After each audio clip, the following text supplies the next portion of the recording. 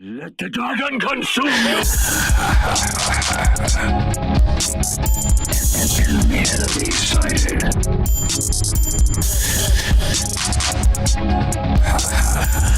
Stop the payload! Stop the payload!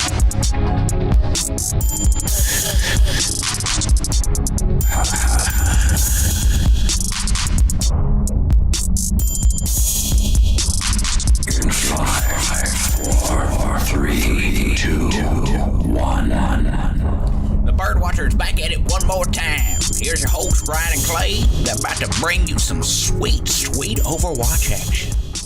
And we're back. So, welcome to episode 44 of the Birdwatchers. We're going to be covering Stage 2, Week 1 for this episode. First, I want to apologize for the delay. Been having some thunderstorms lately in the Atlanta area, and it's made it kind of difficult to pick a night where I can actually get the episode done. But here we are, right? I'm still holding on the fort for now, and we're just going to get into it. So first, I want to talk about the Coke event we had on Thursday. It was a huge success. Thanks to all the fans for coming out. Thanks for Coke for helping us, put that whole shindig on. People really enjoyed themselves. Food was great. They gave away exclusive hats and scarves. The Atlanta Reign team sent that out, so thanks to them for those. And everyone just enjoyed themselves. So, another great event. Thanks to everyone who came to the Sunday event as well. It was a lot smaller because we get it. We've had a lot of back-to-back games in these weeks, so it kind of wears on people. So pick the ones you can come out to. That's why we kind of have them tiered and we kind of communicate all of them, right? But coming up, so this upcoming Friday, which is the 12th, at 6 o'clock at New Realm, we'll be hosting there to watch the Valiant game for Atlanta Reign. And then we will go on Sunday back to our home base at Battle and Brew at 4 p.m. to watch the Justice game. So if you can make it any of those, come out. We'll be there. Come say hi. I'll be there. But for Stage 2, let's kind of get into it. So the new things for Stage 2. So we have the Paris map is now available. We have Baptiste, which Overwatch did come out and say you can say Baptiste, however you want to say it. It all works. Depends on where you're from, right? I'm going to start saying Baptiste because I can call him Baps, and I think that works out. The map order has shuffled a bit as well. So it's still Control for the first map, but then the rest have shuffled as far as which ones are which. And then for this episode, so we're going to go over standings, but I'm going to go over Valiant versus Shock, and then Justice versus Hunters, and then Reign versus Uprising. So we're going to leave those scores out, as not to spoil it, leave a little mystery for people who probably haven't watched the games yet and are just listening to this, right? All right, so let's hop into the standings. So we start out with Philadelphia Fusion versus New York Excelsior. New York Excelsior, 4-0 them. They're still playing at the top of their game. The next game was Uprising versus Reign. We're going to skip that one. We'll talk about it in a bit. We had Dragons versus Gladiators. Gladiators getting it 3-1. So starting to keep that momentum that, they started to play better towards the end of Stage 1. Charge versus Eternal. We had Eternal actually 4-0 Charge, which is something people didn't expect considering they're a GOATS team coming into the shift in the meta where it's not all GOATS anymore, or the majority GOATS. They definitely stepped up there. We had Spitfire versus Mayhem. Spitfire taking it 2-1. Then we went Justice versus Defiant. Toronto Defiant pulling that one at 3-1. They're looking really good, even though they had Stellar. So Stellar stepped down, and now they brought on I'm 37, who's been stepping in, starting the stage. So they're still kind of, keeping the pace up as far as the wins. We move to Valiant versus Shock. We'll talk about that one in a bit. We'll actually start off with that one because I wanted to figure out what's happening with the Valiant. I've heard about it. I haven't actually watched the games in depth, and it's pretty difficult to watch. We'll get there. So Gladiators versus Dynasty, we had 3-2 in Gladiators' favor, so they're continuing this win streak. Then we moved into Saturday where we had Mayhem versus Fusion, Fusion taking that 3-1. We had Defiant versus Uprising, Uprising taking that 3-2. And then we had Excelsior versus Dragons, Excelsior still dominant, 3-0 here. If only they could do that in the playoffs, right? Hunters versus Eternal, we have Hunters crushing the Eternal 4-0 here. That's something that I kind of expected, considering you're essentially pitting one of the most versatile teams versus the least versatile team, and the outcome there is a 4-0. Then we move to Shock versus Charge. Shock have just been rolling over folks. They take this one 4-0. We had Rain versus Spitfire, so we're not going to go over this match. This one, though, did go in Spitfire's wheelhouse because they're no longer in that GOATS meta, so Bird Ring's back and everything is back to brass tacks. They took that one 4-0 over us. And then Titans spanking the Spark 4-0. And then we're going to have the Hunters and Justice match, which we're going to go over. So that's your standings for, that first stage. And just kind of an overarching theme is that GOATS is not dead. All right. The whole point is not to kill comps. We want as many different comps to be played as possible to kind of give you that dynamic gameplay and viewing pleasure, right? But GOATS has been greatly reduced. And, it's very specific to certain moments and certain parts of maps, not even just certain maps anymore. And we'll get there. You'll see who's playing who. But let's start off with Valiant versus Shock. So naturally, everybody has been talking about how Valiant has been struggling, coming into this 07. The majority of their season has been blown. There's only 28 games this season, so that's a big deal. Shock, on the other hand, have been playing out of their mind. No one expected this, especially after a weak regular schedule for the first stage, and then performing very well in the stage playoffs. But now we have them pit against each other, so naturally, Shock's coming in this with an advantage. Everybody's kind of on their side and expecting them to continue their great things. But on the other hand, people are like, "Is Valiant going to get their win, right? To get them going? Are they finally going to figure it out?" So one thing they do try here, so we start with Busan as our control map, and Valiant start off looking a bit promising. They're on Mecha Base, and KSF is starting, known for his Widow play. And he comes in on Widow and, doesn't do poorly. He does pretty well. But the one thing is we have space on Sombra here, which is something I don't think anybody knew. I mean, most pros can play multiple characters, but Space is known for his diva and has been known for his diva for the longest. So to see him on Sombra is very jarring. But yeah, they're in this triple DPS comp. So we see that they've given up on GOATS. Obviously, 07. That makes sense. But this kind of doesn't work out.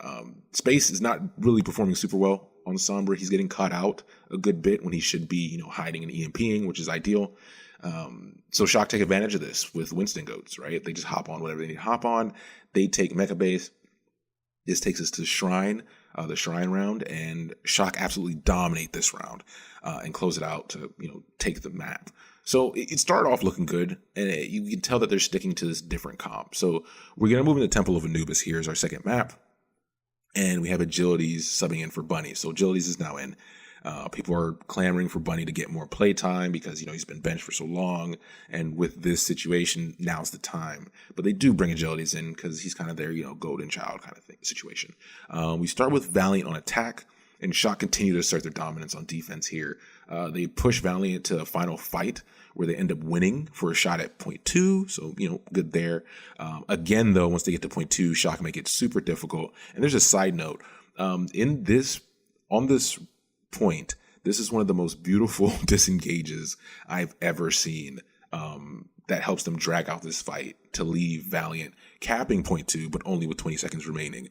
So go watch this and see this, because I'm a big proponent of being able to fight backwards or disengage properly. And a lot of teams struggle with it. My team, Atlanta Reign, really struggles with disengages. Watch any of our games. We suck at getting out of fights. But they make it look really clean here to drag this out. So we move to Shock on attack now, and Shock keep that bullying going, right? They're just absolutely rolling over Valiant, and they actually set the season cap record for Temple of Anubis, Clay's favorite map, at 6 minutes and 44 seconds remaining. That is a ton of time for this map. And we move into round 2, so we have Valiant on attack first since they had less time. They only have one shot, and we get, Rascal's been playing Baptiste this whole time on point 1, and he's been making it look really good.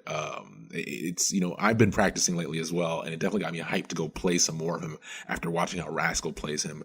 How he swaps between the offensive, using his hit scan ability to land those shots on the burst fire, and then swapping back to the healing properties that he has, and the utilities that Baptiste has. It was amazing to watch, but he's one of the main reasons he's making it difficult for Shock to get anything done on point 1. So Valiant ended up getting a full hold here on this round 2 attempt. And then Shock have plenty of time, right? So on their attack, they just completely outplay the Valiant without burning much of their time, and they end up capping. And now they're up 2-0. So we move to Blizzard World. And the Shocks are still kind of in form. Valiant start on attack here. They continue to do the triple DPS comp. They don't want to do goats, anything out of. And I think at this point, I don't know if they think their season is over, if they're going to try that run, or if they're going to start trying to figure out what this team is and who should be playing with who.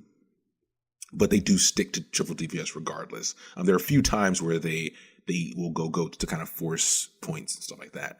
But they continue to struggle. The main thing is chaining kills. They get the initial pick, but they can't really follow up. They are able to cap point 1 in the final attempt, but they only manage to get the cart a bit through the street to about cafe spot, which is a common spot that most people get stopped at before point 2. And then Shock on attack, once again, they're showing how strong they are, right? They don't drop a fight from the beginning, and they end up just cruising through to cap, and they win this map, and technically win the match 3-0. This is a very quick 3-0 out of all the matches we're going to talk about today, or all the matches that weekend. Shock did not let up. I mean, every map matters, right? With map diffs, we saw how important map differential was for the Stage 1 playoffs, so teams aren't taking that lightly at all. So we move into our final map, and this one's just for, map differential, which is Gibraltar, but Shock don't care. Every map matters. Valiant are on attack. Shock don't let up, right? They play right in front of the spawn door as they bully the Valiant, and they end up getting full held. And then Shock on attack. You have Rascal again on that Baptiste, and then we have Sinatra on Zarya, which his Zarya just looks great. He's always full charge, right?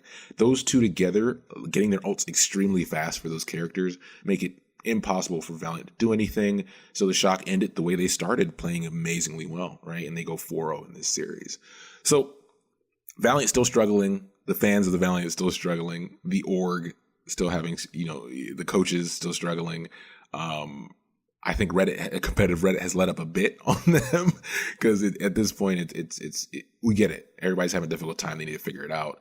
And this can kind of give you a view into probably the struggles that Shanghai Dragons kind of went through last season. They went 0-40. So, 0-7, 0-8, in retrospective, is not that bad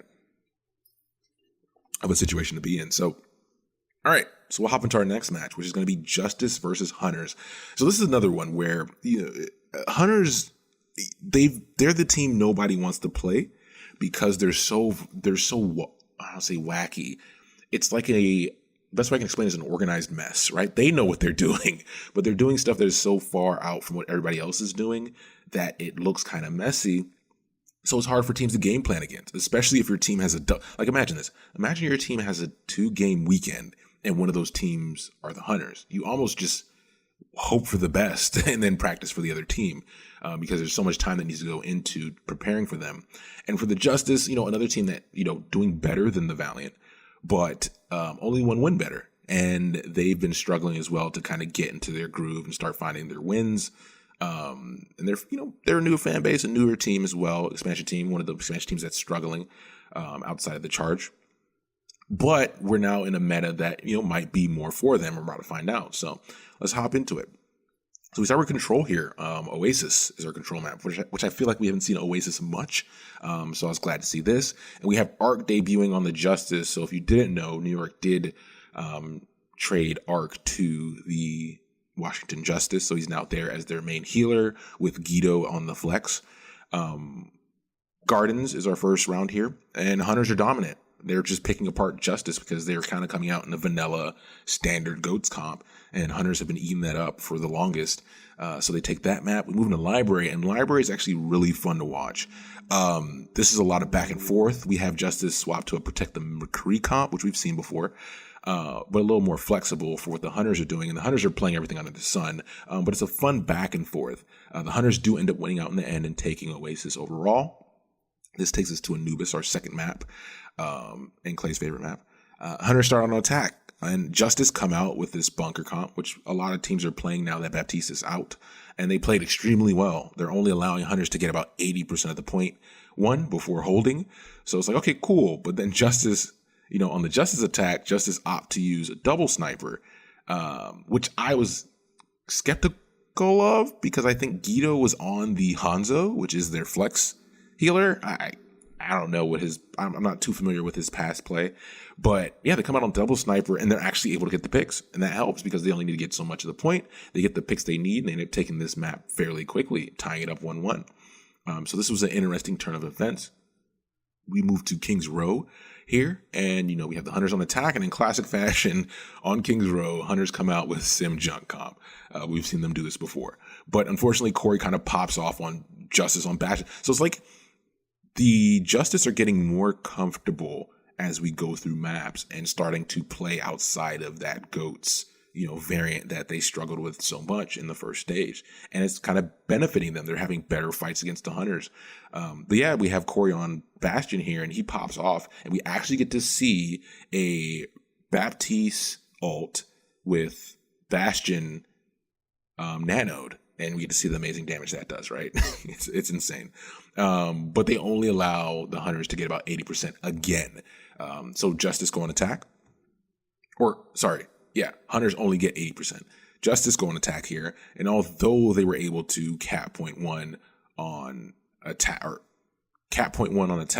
Hunters put Elsa on Torb for defense. And he does amazing on defense.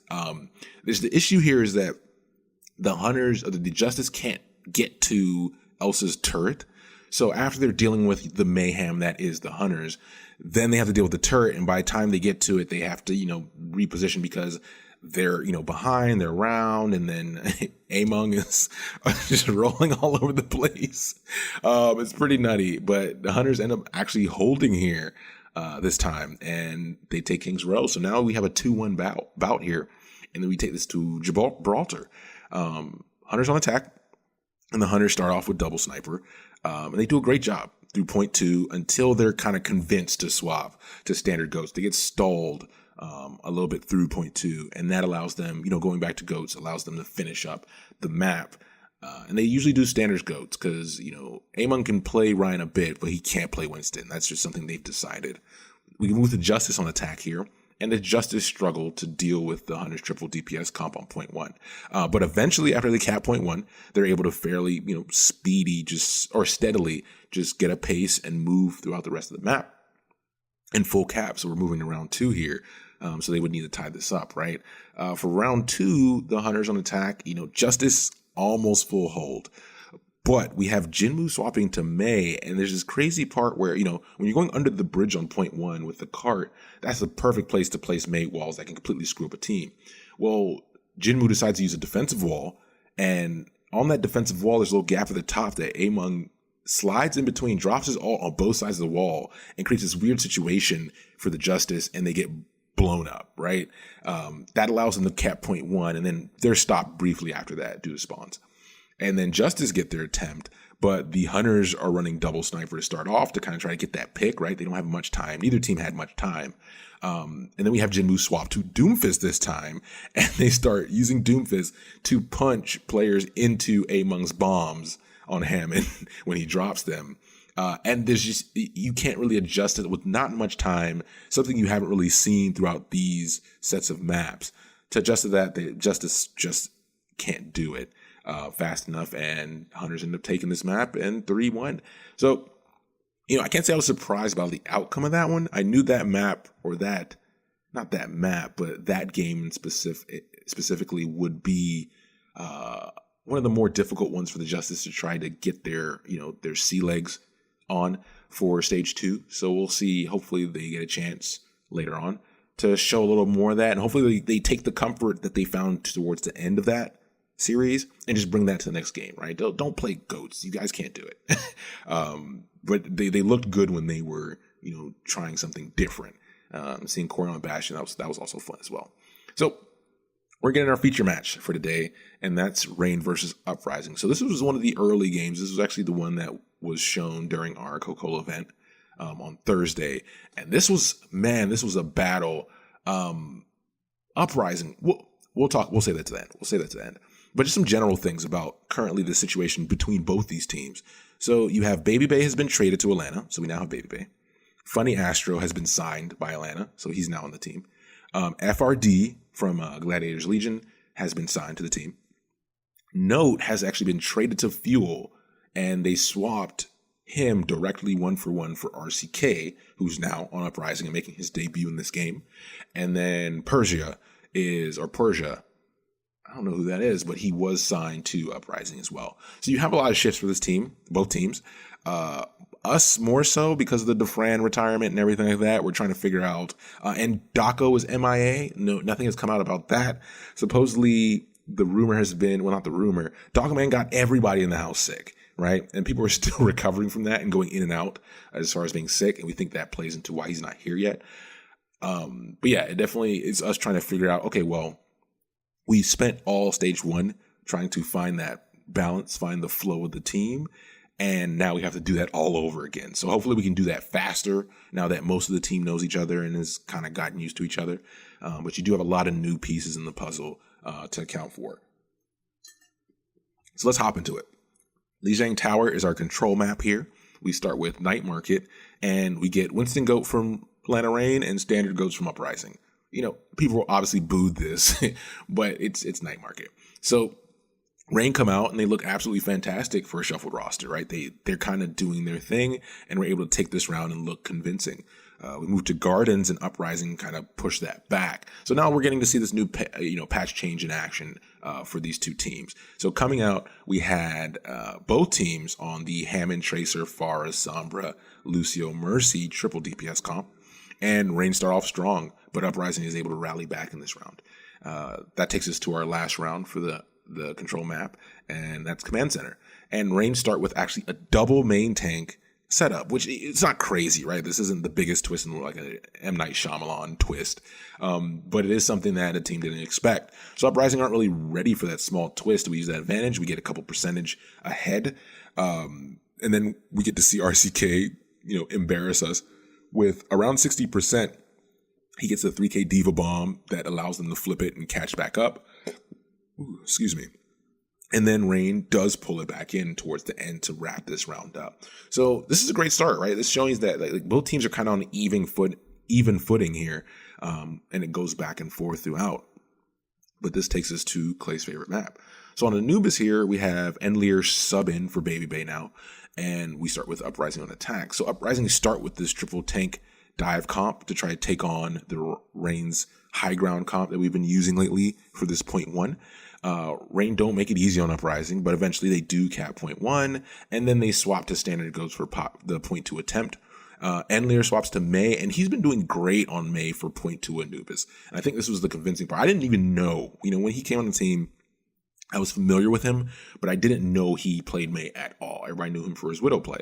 But his May has been getting progressively better, and the Uprising aren't really prepared for it because he's doing a great job splitting the team up and creating these fights that work in our favor.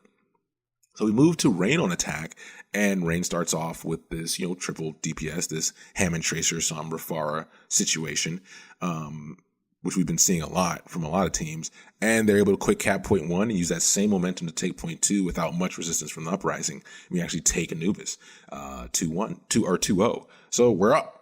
Now we just got to close it out. So now we're going to move to the map of the match. Eichenwald. So we haven't seen Eichenwald in a while, and this is part of the map shuffle as well, right? We have Baby Base sub back in for Enleer and Kodak sub in for Dogman. So as you can notice, you can tell our team has been going through a lot of changes because of all the subs we're doing to try to figure things out or to put people in situations that they have the best opportunity to thrive in, right? So we start with Uprising on attack here. Uprising come out with the Hammond, Farah, Widow, Sombra, Zen, Mercy thing. And, Rain come out with actually Baptiste Goats, with Erster playing Baptiste. And that's what we're starting to see is your Baptiste players are essentially the people who would have been your Brogan players, right? So Erster is that here, and he plays it fairly well. It's not perfect, but after a few fights, and then we swap to Sombra Goats, Uprising is able to cap point 1, and then Rain swaps to Winston Goats to try to stop it from moving the cart, right? From this point forward, and it's an absolute back and forth brawl until Uprising is stopped short of point 3, right around that bend. That's really hard to get around because of spawns. We move to Rain on attack, and Rain start with we get to see Soldier. I don't think we've seen much Soldier up to this point since this was the beginning of the stage 2. But you do end up seeing him throughout the weekend, and it's at specific points. He has his place now, but it's just good to see Soldier again. But we come up with Soldier, Farah, Sombra, Hammond, Zen, and Mercy, and we absolutely roll over Uprising to quickly take point 1. But then we have a really hard time on point 2 in the open, as Uprising pretty much stonewalls us into overtime, where we're finally able to cap point 2. So that gives us a little bit to get to point 3. Fight looks like it's in our favor. We get to the final fight, and while we have the advantage, RCK has this beautiful, well-placed diva ult, and it's not like a spectacle firework bomb. It's just he stands on cart and he picks the right time and he drops bomb. And what happens is we have no barriers at the time that he drops it, so that ends up wiping out. It's a double kill, and then someone else gets picked off after that, and that just steals the map and steals the hope for us just ending this, right? Keeps the hope alive for Uprising, and now we're at 2-1, and you can immediately see the momentum kind of teeter here, taking us into Gibraltar. So on Gibraltar, Uprising start on attack here, and we don't make it easier for them, with the bulk of the defense being on point 2, but you can tell that this combination of players hasn't had much time to practice as a team since Baby and FRD were just signed. So you only have 6 people, right, at one time, and 2 of those people are brand new. I think it was 2 days before they started playing, so they haven't gotten many scrims in or much time to practice and learn the call outs and learn the behavior and the mannerisms of the team. So it worked out for the first couple of maps, but now it's starting to get picked apart. It's almost like in fighting game in the FGC, people usually call it getting downloaded, right? And it seems like that's what's happening here for us from the Uprising. So they're able to full cap, but only with 34 seconds remaining, right? So that's fine. Defense is over. Offense is definitely where we're starting to shine, because outside of the time being together, we're still able to just play very well, right? So that's helping us. So Rain go on attack here, and we roll through point 1 and 2 with little effort, and it's kind of clear, like I said, attack is where we thrive. There's a brief stall before point 3, but we do end up full capping, and that's, with significantly more time than the Uprising. So hopefully we can close it out here. We move to round 2, and due to time, Uprising really only get 1 push, but there's a lot of poor decision making here by the Rain, and this is where a lot of the memes about Baby Bay's grabs comes about this week. But yeah, we make a lot of poor decisions, like chasing Fusion after he's ulted on Winston, off the point, so we're not really protecting the cart, so we have poor cart management here, and they actually cap point 1, which hurts us a bit. And then, like I said, RCK at this point is my MVP for the weekend, because this man has, what a way to show up for multiple clutch moments when your new team needs it, in one game. He has many here. We have a solid attack to follow up after we stopped Uprising, but they just step up. Completely, they're playing out of their, we're playing well, they're playing better. That's all it is. And then RCK has a perfect bomb again, a perfect setup, perfect timing, and it helps them close this one out. And Uprising completely stole the momentum at this point, and they tied up 2-2. You can hear it in the crowd, you can hear it at the party. It was rough, man. So we move into the final map to decide who wins this one, and we have Dogman sub Kodak, and then we have Enlir sub FRD. So this is weird, right? Because we essentially gave away our off tank, so we're down to 1 tank in the roster. So we start with Shrine here, and both teams run that triple DPS. The weird thing about this, so now the first step here, which kind of leaves me in question, is that we've made this sub that's kind of unorthodox for giving us the ability to play certain things. Well, playing certain things well, right? Like Diva. And then we have a situation where Rain decides to put Erster on the Widow and put Enlir on Tracer, when Enlir is the Widow player and Erster can play Tracer very well.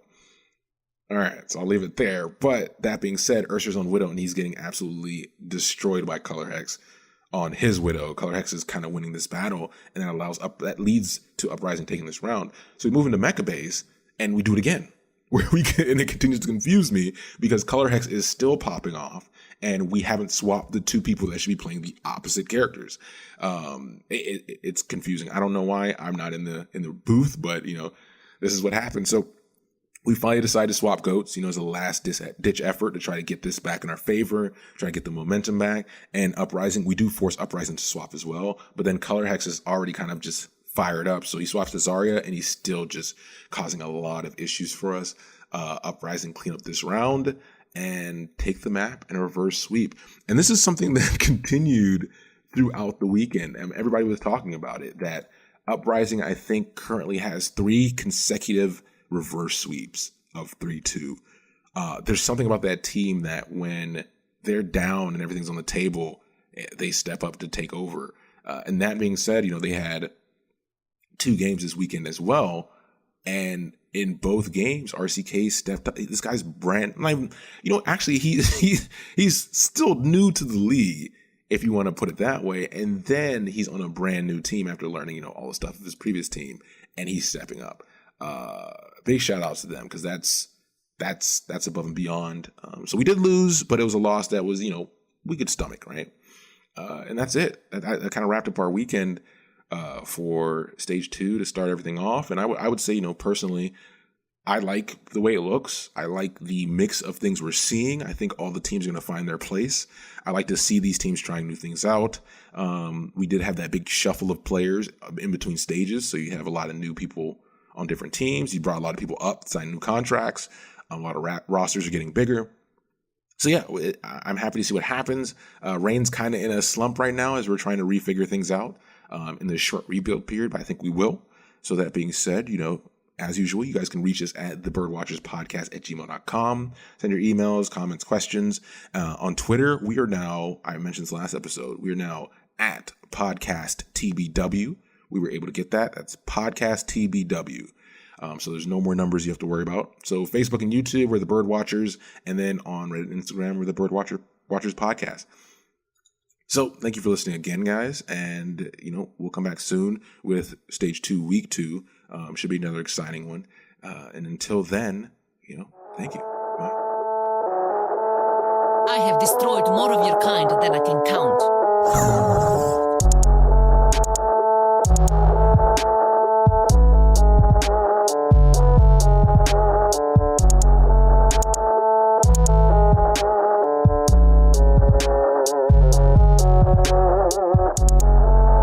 You weren't giving those guns to toss them around like trash. I don't take lessons from you.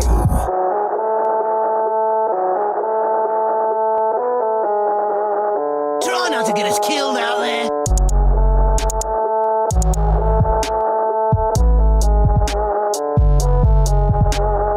I heard there's a nice reward for bringing you fellas in.